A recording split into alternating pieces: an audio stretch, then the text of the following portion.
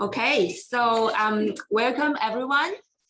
So this is a Melbourne Cambridge Conversation on urban poor and global city aspirations in Middle Eastern cities. And this seminar is part of ABP Global South Research Seminar Series. So please do search the webinar, search the seminar series website. You might find other topics that you might find interesting.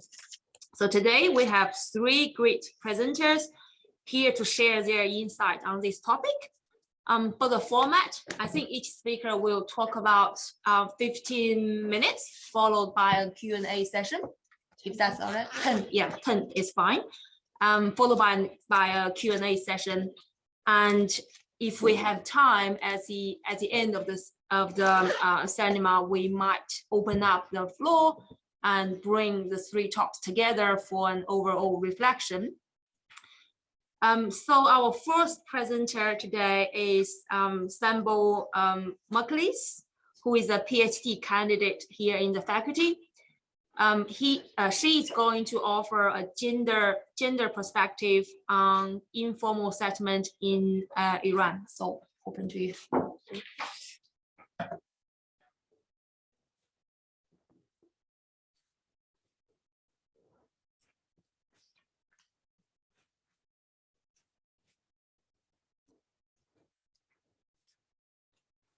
My presentation is about women's personal mobility patterns and social infrastructure in an informal settlement in Iran. This research is informed from my MPhil dissertation back in 2019 at the University of Cambridge, the result of which was published in Gender, Place and Culture in co-authorship with my supervisor, Dr. Minasani Kaplan. So my case study is Murad Hill, an inner city long-standing informal settlement in Karaj city, which is 50 kilometers away from Tehran, the capital city. So this informal settlement took place more than 50 years ago by self-built and spontaneous construction efforts of its early migrants from mainly Western part of Iran who came here for seeking new jobs and new life opportunities. However, because of its location within Karaj city, but also its very unique topographical feature, it soon attracted a lot of attention for top-down planning policies. You see in the image below, the full occupation status of the settlement around late 1990s. However, at around the same time, massive demolitions and top-down policies were applied to the settlement to open up space and return the land to public ownership. So the vision for the area was to become a new landmark for Karaj city. This is the 3D master plan, which I should regrettably say I was engaged in as an urban designer in the regeneration policies at the time, and the idea behind it was to create a recreational center and a new brand, as I said, for the city for tourism attraction. So the place has been shaped through two different forces: bottom-up placemaking efforts by residents' self-construction efforts throughout the years, which has shaped the original part of the settlement, which are referred to as established areas. But at the same time, top-down policies such as merging the plots and building high-rise building and opening up space for car access and parks has also shaped the settlement. And there are areas which are somewhere in between, showing traces of demolitions, but also high-rise building, which are referred to as in-between areas. So through my fieldwork back in 2019, I started doing in-depth interviews with the participants and engaging in focus group discussion, but triangulating my finding with the observations through transect walks to understand how these different places affected women's lives. So throughout these interviews, I soon realized that the place is affecting their lives, but they are really restricted because of their gender role and sociocultural norms.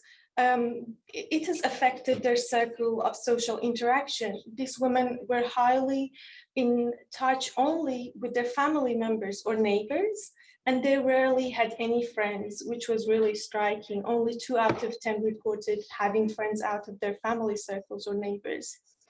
You can see in this quote how this woman is feeling really restricted, even more after marriage, because she cannot even go out alone, and she is afraid of hearing like words behind her back saying this is not a perfect woman as expected by the norms. Moreover, asking how and where they spend their times at, it became clear that all of the women spend most of their time at home, more than 70% of their time. The next was their work or study place, and then their neighborhood, and last was outside places. So they rarely exited the settlement because of their very limited mobility options. Now, going back to the main question, how different places in the settlement affected their lives, starting with established areas. These were areas which, as I said, were built throughout time by the residents based on their own needs.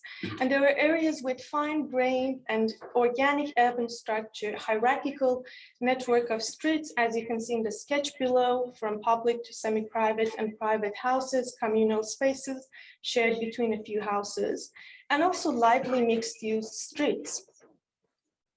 So in these established areas, houses acted actually as a social infrastructure because they spend most of their time at home. The location of their houses were really key in their social interaction. As one of these participants, for example, said, she can visit their family members by walking and visiting them at home.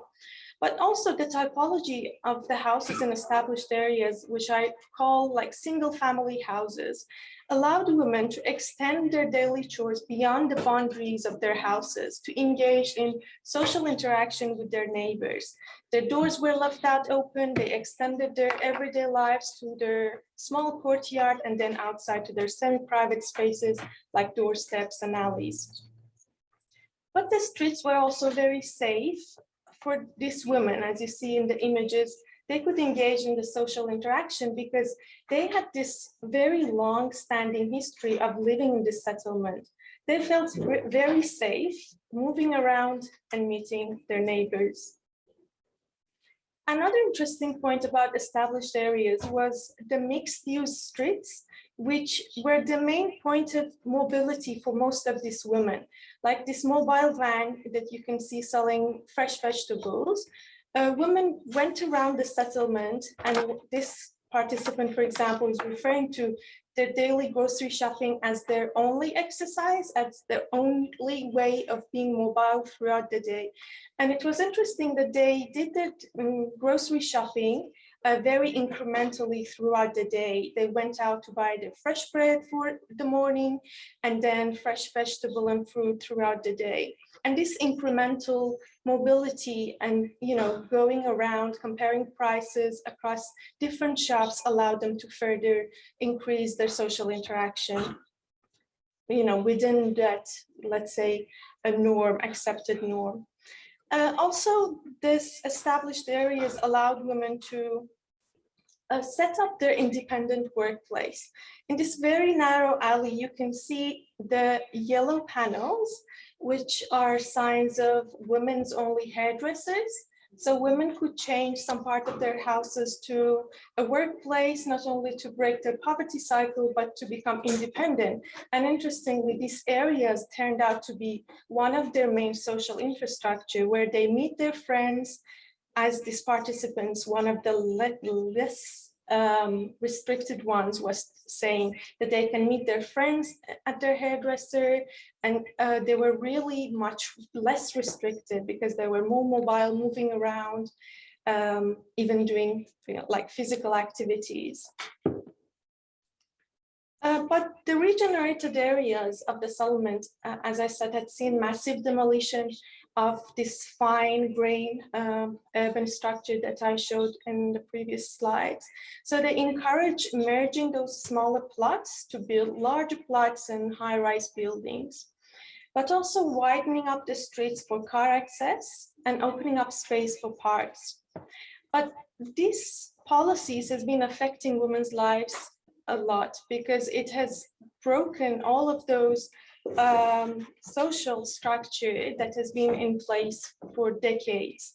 For example, house compared to the established areas is no longer a social infrastructure, but a place that has imprisoned these women. The participants saying, I cannot speak to anyone, not feeling safe at all to go outside. They didn't even use the communal space in this high-rise buildings. They didn't know any of their neighbors because their social ties had been broken. Another suggested top-down policy was the parks and open spaces, which was also rarely used by the residents.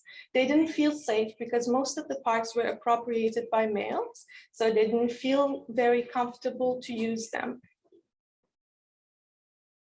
And again, these two participants were in the middle side area where all of the retail shops, which are shown in red, maybe not very clear here, but they were far away from the mixed use streets. And they reported that not doing their daily grocery shopping anymore because they didn't feel safe and it wasn't within their walking distance anymore. So to sum up, it was very clear, as you saw from the interviews, that established areas allowed women to be more active and mobile and to connect with their neighbors and their family members. So they were much less restricted compared to areas which have been affected by the regenerated policies. And places, everyday places such as their houses, streets, small alleys, and workplaces affected their lives in a positive way. And this has a lot of design implications, I assume. Like, the design policies and planning policies are encouraging merging of these plots, which is changing the social structure in place. So not having restrictive, I guess, regulations on the plots and size of the houses and allowing the families to participate in a participatory manner to merge if they want to have their family and extended family around them is really important. So maintaining that social infrastructure, social structure is really key for these women's livelihoods. And I guess the rest is already said, like the courtyards and semi-private spaces are much more important than parks. And the existing shops and the dynamism within the settlement, allowing them to create their own independent job was key as well. Thank you. Yeah.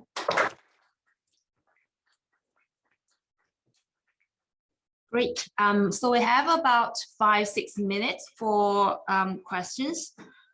For those of you joining us online, there's a Q&A session in the Zoom, so you can post your question to speakers. Okay, so open to the audience.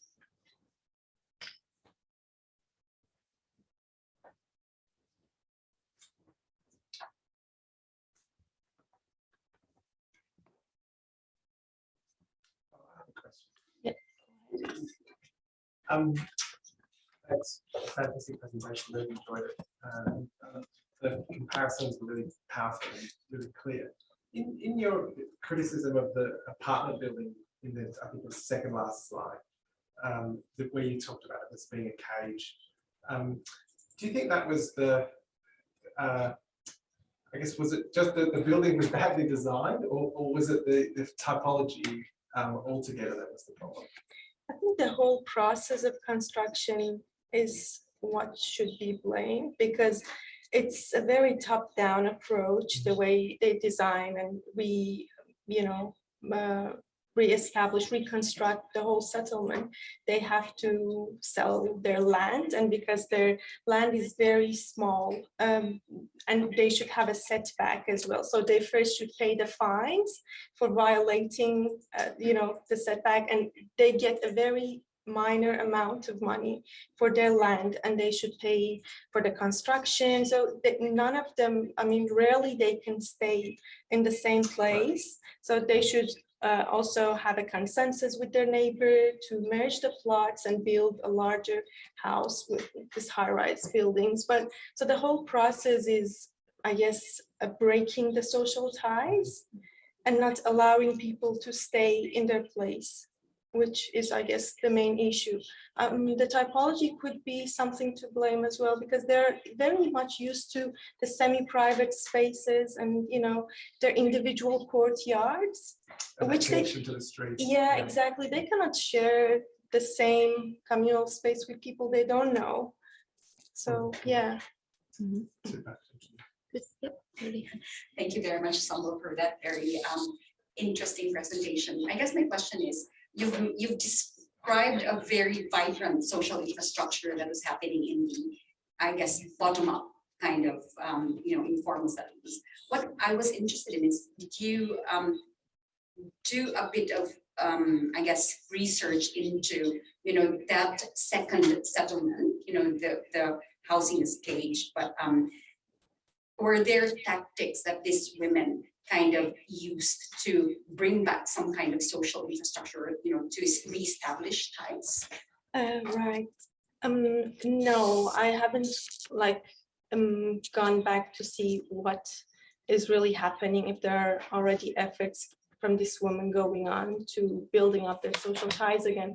But the point I should mention is that it's not a very clear distinction between these two parts, because this top-down eviction policies and demolitions and merging the flats and building high-rise buildings are already going at the same time. So you can see part of the settlement having high-rise building, but very close by, it could be just established areas with the same houses.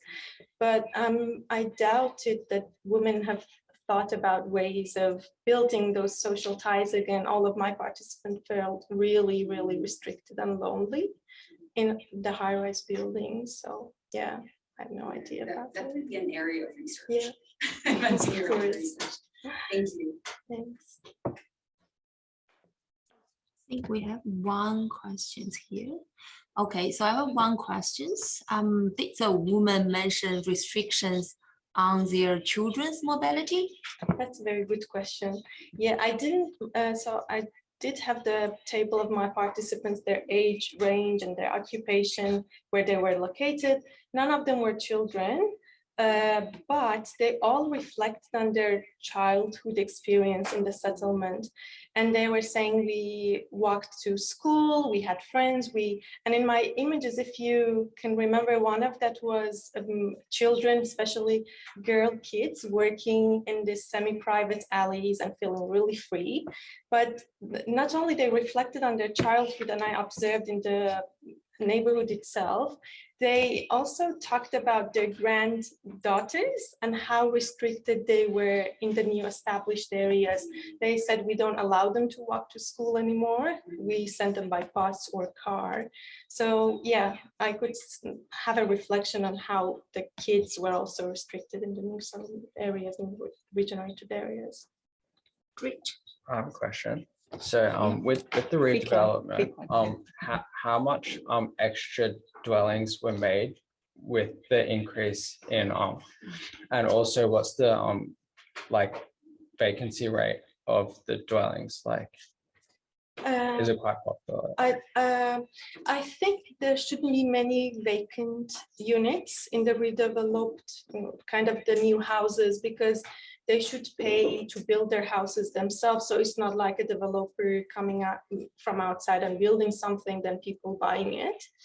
But I don't know the exact vacancy rate actually. And as I said, because it's a mix of new and old houses, I really don't know how many houses have been built, but they're going to regenerate the whole area, which is really sad. I have no idea. Maybe there's a need to increase the amount of units to accommodate more people rather than having, maybe it's transformational.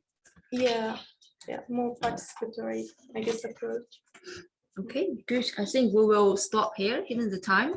Let's move on to the second speaker, Assistant Professor Nicholas Ares, who's joining us from Cambridge. And thank you for joining us so early. So Nicholas is going to present ethnography of the urban poor's interpretation of property right in a gated community in Egypt. So open to you. Hi, everybody. Let me just see if I can share here.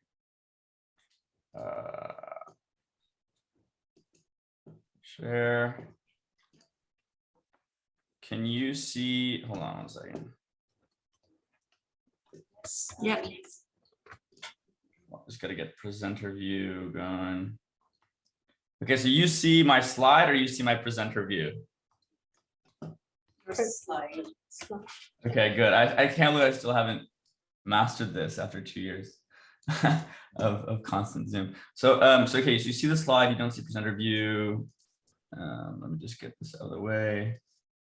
Okay, so hi everybody. Thank you so much, Sombol, Julie, Michele, so good to see you again, and Rosanna for organizing this and for inviting me.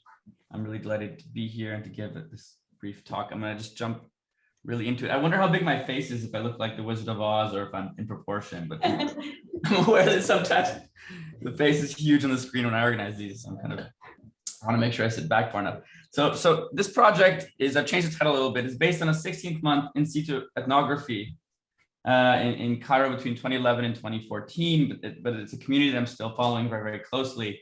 And the book on this work, which is a total revision of what I originally done, is kind of forthcoming.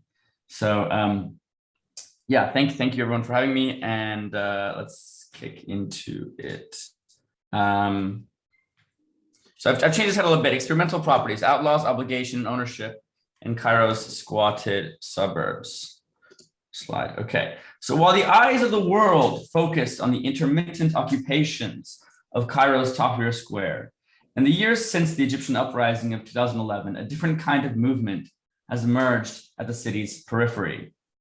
On August 13th, 2010, and then in February 2011, during the 18 days of Hosni Mubarak's fall, a group of 231 resettled slum dweller families from the impoverished Duweka district in central Cairo abandoned their 23 square meter allocated homes to squat livable ones in Haram City, a budget gated community newly built and marketed by developers and development practitioners as a kind of best practice public-private partnership for middle-income housing. Here's a video of the army coming in, of the squatters coming in and the army coming in to evict them, and then the kind of negotiations happening and the kind of eviction not succeeding. Angered that publicly subsidized but privately controlled low-income housing was being sold to the middle classes, squatters, or future squatters, the Duweka residents, joined families from all over central Cairo to claim over 500 flats, bringing water, electricity technicians, and microbus stands, coordinating transport to the city center. The Egyptian army promptly intervened. Some squatters were evicted, but the original Duweka 231 families proved unique, managing to fight off all authorities. They live there to this day, alongside aspirational middle-class suburbanites who privilege property rights above all else. So here we see a kind of my map of Cairo that shows, and this is a bit dated now, about 3 years old, but it shows kind of red, kind of gated communities or privatized spaces, and green areas that the government at least formally recognizes as aswayat, or kind of unsafe areas, or kind of haphazard areas, or informal areas, for lack of a better term. The one is where the squatters originally came from, and two is where our site is, Haram City, for today. In the face of countless complaints that squatters are damaging property values, attacking them as informals, as ashwayatis, they flip the accusation on homeowners and the housing developer and use rights language to organize and protect their occupation. In this process, particular subjectivities, perceived often as possessing heroic, almost alchemical powers, are key in their ability to reinvent the concepts of property and informality at once. What you're seeing here is an advertisement for the campaign, for the compound, for the gated community, the reality of which some bought into, many bought into, but then many others found to be very, very different. Here you can see a plan of Haram City, the red being, let's say, following the same language of the previous map, the kind of so-called formal or the kind of aspirational middle-class suburban poverty dream, and the green being the squatted areas, the darkest green being market spaces, okay? And this exists to this day. So, outlaw experiments. Amidst such a hostile setting between squatters and aspirational middle-class homeowners forced into the tight tin can of a compound, how have squatters not been evicted? This is kind of the central driving question, right? From the beginning of my ethnography. Well, a striking aspect of the grievances squatters have over the company's profiteering, the state's mismanagement of land, or the state's donation of land to a company for profit, is that theft of houses, or what is perceived as their theft of houses, is almost always expressed with explicit reference to rights. Okay, but rights are not used in the language of the revolutionaries of 2011 to 2013. It's not used in the language of kind of a civic, liberal kind of government mode of talking about rights. They're used in a very, very different way. Rights are framed materially and always in terms of things that can be taken or that can be lost, right? Grabbed or thrown away as an artifact stolen by authorities and stolen back by squatters. The word right very often explicitly stands in for housing. So the word housing and right become interchangeable when talking about their housing struggles and their occupation of homes in Harlem City. As one squatter said, since you have a right, you must take it. This is mine by principle, by right, and by God's law, and not only God's. You demolished my home. Should I sleep in the street? No, sir, we are not renters. We are owners of property. We are owners of rights. It is my right. It is my right. If my right is with my friend, I can leave it with my friend. But if my right is with the state, you should go and you should take it. Okay. So notice the material quality of rights in the way that it's being deployed. Okay. The idea that you can take it, you can lose it, you must take it back. And in many cases here, right becomes interchangeable with houses. So there'll just be a slippage between the word right and home. Countless statements like that show that squatters' rights are something one owns, something that can be shifted around as well, right? If one can own a right, then one can also distribute, transact, exchange on rights, okay? So if ownership is traditionally understood in legal and anthropological terms as a bundle of sticks of rights, a bundle of rights, right? The right to possession, the right to control, the right of exclusion, the right of enjoyment, etc. When we own something, we're actually aggregating those different rights. And usually, at least in a kind of common law model, Blackstonian common law property model, we're trying to aggregate all those sticks of rights because they have a greater value. The value of them together is greater than the sum of the parts. But usually those are distributed in some way, right? So very rarely does someone own all the rights. They constitute kind of total ownership. So the traditional legal anthropological definition of a property is a bundle of rights. And here the relationship seems at first to be reversed. Rights stand in for a bundle of essential properties. Okay, all those properties that are involved in a home, losing their salience as actionable claims.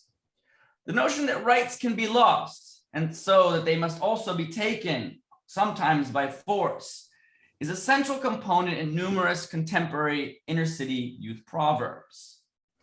One frequently repeated proverb by squatters is the following. In the house that lacks a saya, rights remain unconscious. Okay, what does this mean? What is a saya?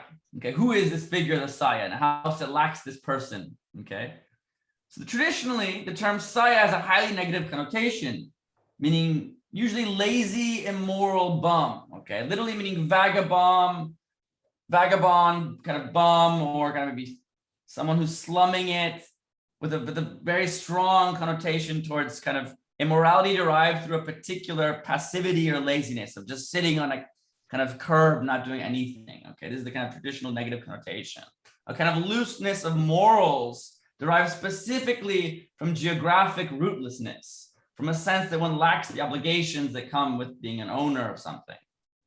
On the other hand, self-identification with saya was central to describing squatter organizations and coordination in Harlem City, used as an honorific, a badge of pride, denoting a kind of honorable outlaw, in some ways enchanted by their dispossession or finding power through the dispossession and deeply respected for their imagination. So one research participant, perhaps the one most frequently dubbed the saya by his peers, plays with this distinction of something immoral or moral, depending on rootlessness, at regular sidewalk reunions. One evening, he defined himself as a saya, relating the idea to the actualization of opportunities, describing a kind of attendant stance, ready to pounce. Quote, "You've lost your home, lost your family, but a saya creates opportunity by guessing it opportunity well. He uses relations to make dreams come true." Okay. So there are lots of studies on terminology that are kind of heroic terminology that aggrandize trickery, improvisation, in kind of ethnographic studies from all over the world, in particular in Egypt. I'm thinking specifically of Farhad Ghanam's work on the Gidda, the strong man, or the Fatuwa, the tough guy. There are work on the Mediterranean, on Furbizia, work in Brazil, on the Malandro. There's a whole series of kind of literatures on these figures, but I'm going to argue that saya is something a bit particular, and it's particularly linked to property transactions based on a sense of duty.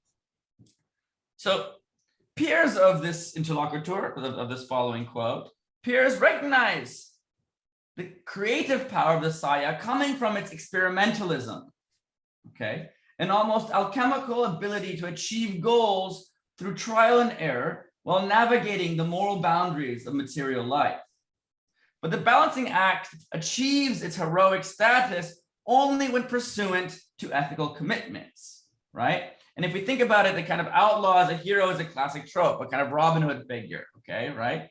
Kind of bending the reality and bending the rules and becoming a kind of hero. How does he get away with it, right? He almost sees things happening right before they do, or before anyone else can at least, except here it comes to transactions and property. So the same participant, I'm anonymizing the names because I'm where this is recorded, the same participant who gave us the previous quote grounded his statement about seeing opportunities before they arrive with the following proverb: "Sia by the book and the shoulders never shook. Slumming it by the book and the shoulders never shook." Okay, al-sia adab mishhaz aktab. Sia is the kind of the verbal form of the noun saya. Saya being the kind of bum or slum, kind of slum dweller. Sia being the act of bumming or slumming. So slumming it by the book, meaning slumming it ethically, and one's shoulders never shook, right? One is able to then withstand the load of pressure, or at least the kind of moral force of one's surroundings. Okay, now this proverb is very, very key for me. Okay, so reappropriating the link between homelessness and immorality, so that the obligations of being placed in a neighborhood as opposed to a home are what define one's ability to navigate and bend the world to one's favor.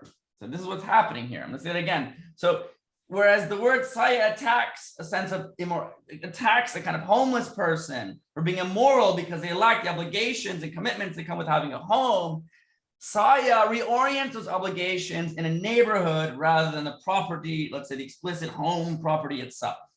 Okay, and it's the ability to navigate the neighborhood and still be able to move, but also retain a moral groundedness that allows one to bend the world in one's favor. That specifically allows one to bend what it means to own or inhabit a neighborhood relationally together. Quote, "If I called you a saya, it is not because you carry a weapon and drink and walk around attacking people. No, you should have manners. Saya bil adab, by the book. I know everything, aware of all the kind of connections and what's happening, but I always act with politeness." Here you see the kind of heroic outlaw coming through. Moral rootedness is the right to do things, the right to bend reality, and it comes from a belonging in place defined specifically by one's obligations. When one talks by the book, the kind of ethical commitments, one talks about the ethical obligations, but also the material obligations and duties that one has, and the ability to steward material obligations and duties. So what does this tell us about property, okay, and how they're transacting on it? Well, what I'm arguing is happening here is that the saya is articulating ownership as explicitly in anthropological and theoretical legal terms as a relational phenomenon, and moving the moral burden of legitimate property away from a rights-based approach to an obligations-based approach.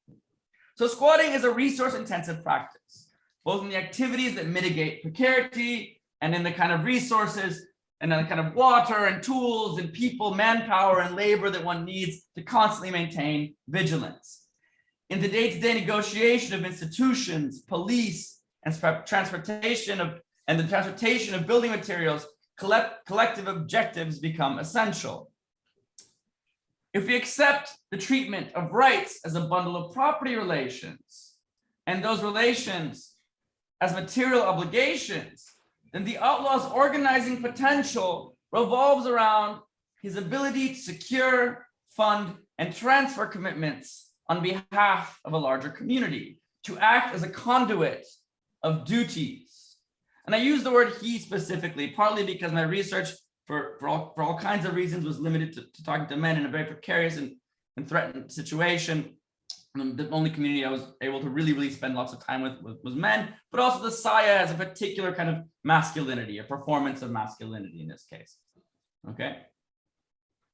So sitting over tea in front of squatted homes over the course of a year, more than a year, 16 months, conversation always returned to the fact that every family is simultaneously indebted to one and loaning to another, as dislocation exacerbates irregularity dramatically, right? The fact that you're precarious means you really depend on a kind of deeply intermeshed network of loans. I mean, this is common knowledge about so-called informal areas, of course, but in such a highly precarious situation, where it's always an imminent risk of eviction, kind of perpetually over years, that really becomes a deep kind of mesh of indebtedness across the community, kind of another level beyond kind of the classic, let's say, a regular or precarious settlement.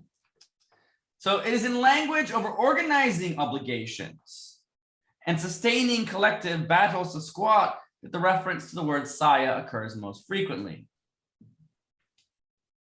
So the ideal that's being exchanged throughout the navigation of obligations is the following proverb of the saya. Let's say the saya adab, the ethical saya.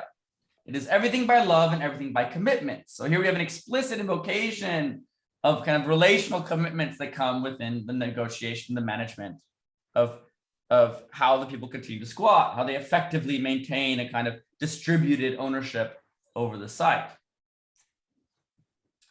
So in one story, with reference to the circulation of forged housing documents, potentially forged housing documents, Karim uses the analogy of selfish behavior over the distribution of cigarettes to explain what the documents actually mean, right? The document supposedly symbolizing one house, when the collective appropriation of houses is the only way that anyone can actually stay in the individual one. He says, you shouldn't play the part of a sneak. As long as you're going to get this abundance, and uses the word alamba or light bulb to describe abundance, then you should light up everyone else as well. Right, a light bulb is a non-perishable, is a kind of non-zero sum commodity, right? It's my ability to benefit from a light bulb does not preclude yours if we're in the same room, right? Or I wouldn't charge you necessarily, or at least in this framing, for the light that you gain from me having my lights on. So it is not possible to say this pack of cigarettes is mine, and I will divide them as I like, right? You should divide them with everyone else as well, okay? So there's a kind of saying each constituent individual claim is inseparable from the interwoven duties that bind the whole community together. If there wasn't that interwoven nature, they would all be evicted to begin with, right? So it's a kind of larger kind of duty-bound commodity. And all these quotes and examples, right, describing rights, the word debt, deen, or vernacular for duty, whether it be money, a contract, the lending of time, labor, or space, is interchangeable with the word rights. Okay? Property is enacted as a bundle of relational commitments. The saya adab makes property by aggregating and parsing the bundle of obligations there within. So from property as a bundle of rights, property becomes a bundle of duties. Okay? What does this mean? Can we imagine this as a kind of experiment? I'm realizing I'm going way over time. I was looking at the actual 7:41, which is the time it is in London, as the time of my talk, and actually that's totally off. So I apologize. I'm going to wrap up very soon. So in a gated setting, landscape selling the sanctity of property right, resembling the North Atlantic model, the only obligation is to limit your exercise of rights only when they infringe on others' exercises of rights. Okay, what is known in common law as kind of nuisance, right? The only obligation one would have in a kind of northern common law model of property to others, when we think of the bundle of kind of duties or rights, is nuisance. The Saya compels us to recognize the impoverishment of the term nuisance.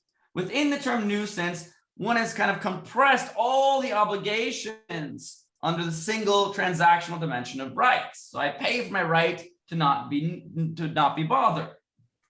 Instead, nuisance is framed as a much broader universe of collective rights that actually constitute ownership itself. My right to fulfill our duty, right, is how one might understand the corollary of nuisance. So to wrap up, okay, taking seriously this experimental kind of regime requires reframing the bundle of rights metaphor of liberal property altogether, inverting the moral prism of what is aggregable and disaggregable in terms of the relations built into property. Okay, as legal theorist Gregory Alexander has stated, property rights are inherently relational, and because of this characteristic, owners necessarily owe obligations to others. But the responsibility or obligation dimension of private ownership has been sorely under-theorized. So how can we theorize what is effectively a property experiment? The Saya as a property experimentalist. How do we theorize the Saya's bundle of obligations as the model of property rather than bundle of rights? The subject of his kind of trafficking, trickstering, and hustling. Well, I'm not going to get too much into it because we're way over, but the two theoretical kind of framings that I'm most relying on are ones that describe the experience of early modernity and what happens in the enclosures in Europe, right? The kind of disembedding or the uprooting of communities following the parceling of land from the 16th and 19th century. In particular, the idea of uprootedness in Simone Weil, where she establishes the importance of discussing duties as much, if not more, than rights, as the bind that holds together communities. And with Karl Polanyi's great transformation, the notion that markets and place cannot be separated or were disembedded in the process of parceling land. So what I'm arguing is that the Saya is actually rooting and embedding, once again, in a very particular way. So today you can transact on property. I could buy rights to someone's land. We might be uprooting a community or disembedding some kind of relations along the way. What would be an analogous exchange of property duties, for example, if we take the Saya as the property rights experimentalist very, very seriously? Well, just for an act of kind of speculation, we could posit a corollary of keepership as opposed to ownership, where a series of duties frame the constituent aspects of what qualifies one to claim, let's say, control over a piece of territory. So instead of the right to possession, the duty of distribution. Instead of the right of control, the duty of use, for example. Instead of the right of disposition, the duty of retention, the duty to not sell or not give away a property if this helps to slow down something like gentrification or an eviction, for example. And I'm not going to get into this, but one can sort of get more and more into what taking this kind of worldview seriously would actually mean, right? We can start to imagine a duty-based understanding of property, right? So the Saya Adab maps, inscribes, and embeds a network of property obligations into the city. He is recognized as having the social power to undo what squatters describe as a disenchanted city, a dead city, a turab, a cemetery, because it only focuses on rights. He is deemed to have an almost alchemical ability, when cunningly by the book, working by an ethical code, to somehow reanimate it, to re-enchant it by incubating an embedded order of duties and burrowing them like roots. I'm going to skip this because there's no time, but this says something about how we can think about public space or create a, let's say, a maximalist definition, obligation-based definition of what public space can mean. So in these kind of still forming rather than informal communities, with these still forming, I will argue, kind of experimental property arrangements organized by particular figures, what are the key efforts? The key efforts are the following. I'm seeking to expand a normative understanding of what property is, right? And it's been imposed all over the world to recuperate squatters' enactment of new autochthonous notions of property, often rooted in traditional modes, but certainly being reformulated for the current circumstances and threats and challenges, right? And I'm also trying to kind of sort of deform normative understandings of what kind of urban development can mean, right? To move topics away to see how moral dispositions, discourses, and practices on so-called informals kind of can move away from a kind of top-down imposition and try to see how communities frame themselves, not necessarily as crisis or as heroic, but as some kind of way, kind of interweaving new modes of relational commitment that help to buy stake in land in order to move the focus not on survival, but on a kind of urban flourishing, right? How can these sites be understood as incubators for new modes of coexistence, of let's say legally proximal coexistence that can somehow be kind of adopted within a kind of practice? So I'm going to kind of end there, but the final question is, what is your duty to your city? We often think of our rights within a city, but I would just kind of compel people to think a bit like a Saya and think about what one's duty is to one's city and one's neighborhood going forward. I really apologize for going so far over. I think it's also because it's very early in the morning, but thank you. Okay, so I'm a bit concerned with time. Unless anyone has a burning question now, I suggest we passing on to the, okay. So I think we will now move on to our last speaker, Professor Michele Acuto in the faculty, who is also the director of Melbourne Centre for Cities. He's going to share a study on an elite perspective on global cities with a case study of Dubai. So over to you.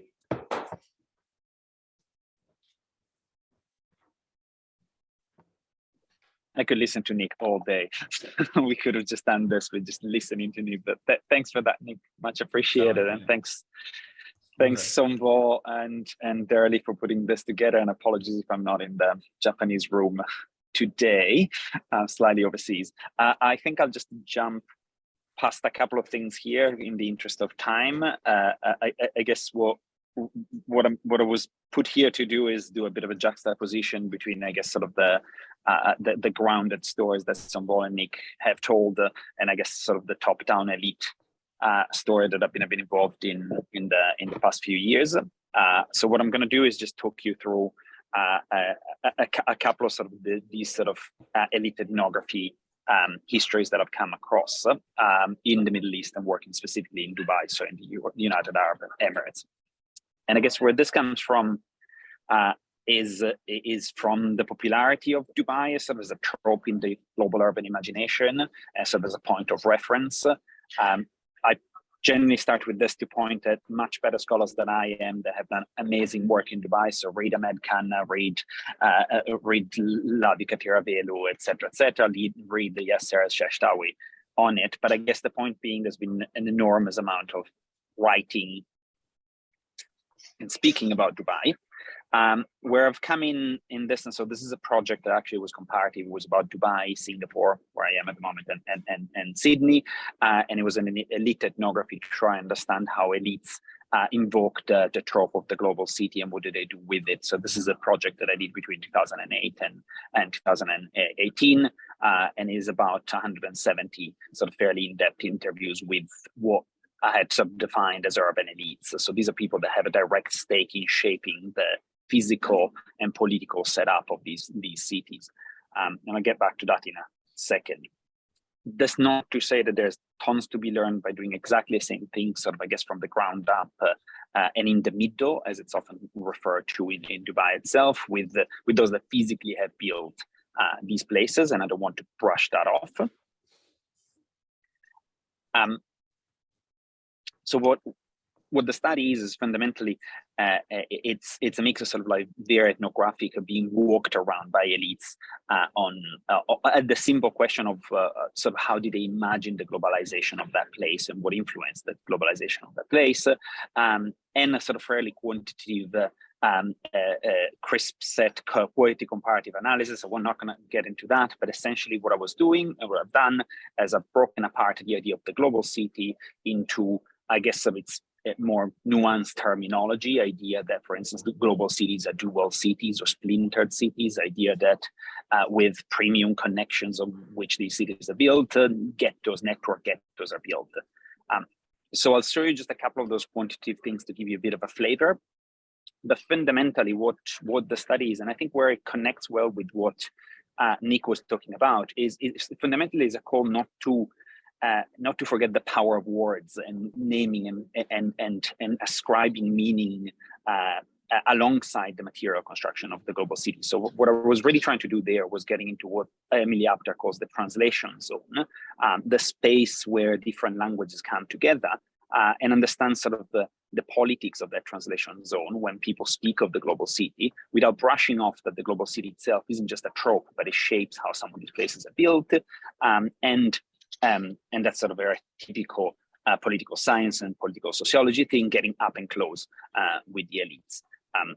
What I'm not going to do here is the background to that study is I use the prism of symbolic power. It's a Bourdieusian type of approach, but I'm particularly interested in sort of how a city is put on a map, in a sense, so how difference is articulated in commonality and networks.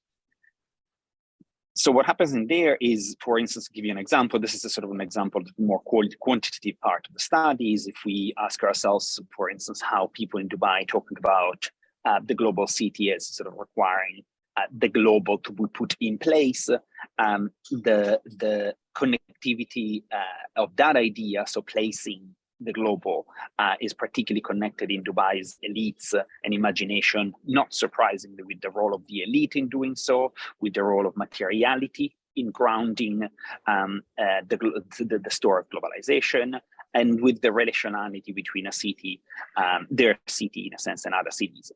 Now, this is not just how that discourse looks like, and there you have some examples of how that discourse instead plays out in Singapore or in Sydney.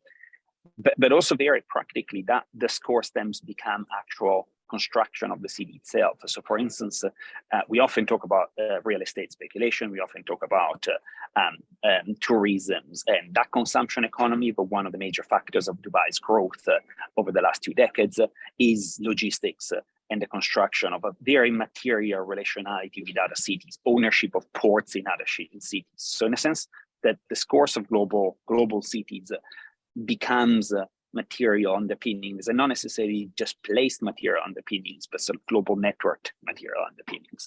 And I'm not going to do the other 2 examples for the sake of time, but another sort of point in there, when you start playing with the discourse, with how elites speak about things, and frankly, this can be done not just on elites. The target there was sort of to rebalance the bottom-up stories, I guess, with the elite stories. But for instance, you can start asking questions, what shapes that imagination? So something that really sort of stood out to me was any conversation that had a reference to rankings or relationship with other cities that was a hierarchical, heightened the discourse of the global city. So there, what you're looking at is the bigger the number, the more common the reference to that element of the global city discourse, entrepreneurship, gateways, the command and control, leadership, and so forth. And what you're seeing there is the comparison between those that didn't speak about ranking, didn't invoke rankings, and those that did. And for instance, the imagination, the global comparative imagination, they're referring to rankings and one's position on rankings heightens the discourse. Almost everything is higher, but lowers the discourse on some criticality of the global city that is well established in our scholarship. So for instance, less referencing to dual cities, less referencing to splintering. But also that something very tangible, and not just in Dubai, but in many other places, is that there's a distinct generational shift. So for instance, going again with the example of rankings, but I can do it with quite a lot of other things, there is a distinct less incidence of referring to rankings in a younger generation, in the sense the ones that are sort of currently being trained, the next generation of elites, and the older generations. Now, that's very common in many other things, but I guess what I'm trying to convey there is that there's generational shifts in elites, and those sort of bring about very different comparative imaginations and very different sort of styles of worldview. And an example of that is, for instance, that the global urban imagination of Dubai that was particularly restricted to specific places, and the relationship with Singapore still extremely strong in sort of implementing a Singapore model in the elites.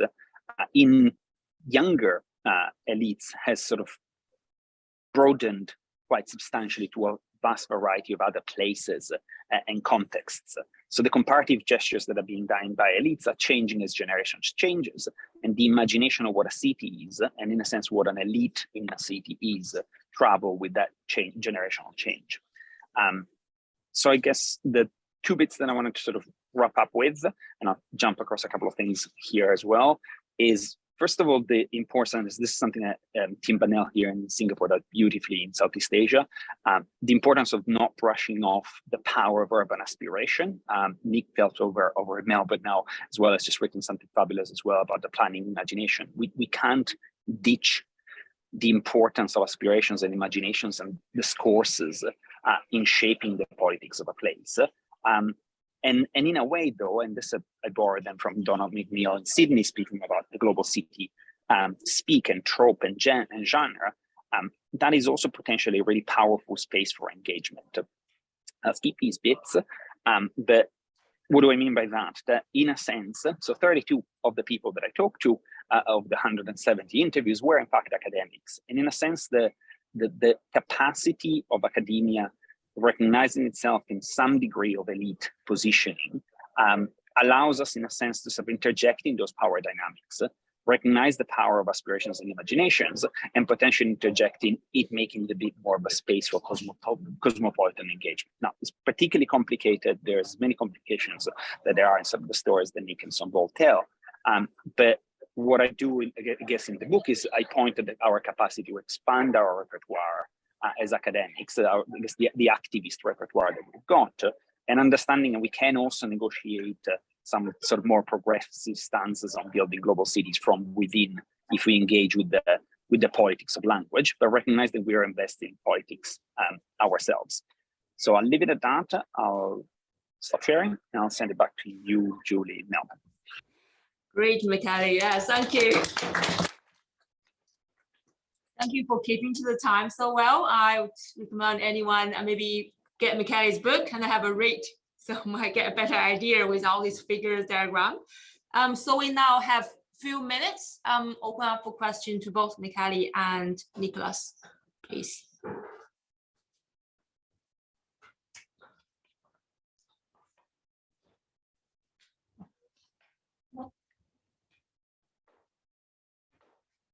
Maybe I will have a question for Michele. It's quite interesting. You have all this quite interesting method to capture this aspiration and imagination and all this ranking. Just wonder what's the downside of all these city rankings, competitions,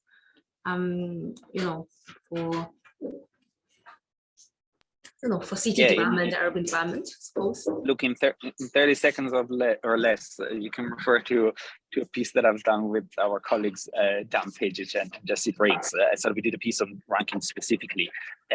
The downside is we cannot afford taking them lightly. There's 500 of these things. They go from ridiculous to extremely complicated and done by academics. But they continuously, they have gotten quite right the symbolic power of global urbanism. They catch the headline, and even when a mayor brushes it off, the people that they govern might take it quite seriously, right? So in a sense, it is a very hard and meaningful, and don't use that positively, presence in the global urban system. So I guess what Jesse, Dan, and I do in that piece is sort of pointing at the need for academics to understand how that functions and intervening to try and rebalance that imagination, because, for instance, they often have the usual 30 or 35 cities, right? So they reproduce a specific power politics of which cities do we talk about. Mm-hmm. Great. Okay. Anyone else from the audience? Yeah. Okay, good. So in that case, I think we will call conclusion to this session. And you have the, I think everyone has the contact details of the three speakers. So if you have follow-on questions, please do email them for maybe a longer discussion. So maybe at the very end, let's express our great kind of appreciation to the 3 speakers for their time and the insight here. Thank you. Thank you.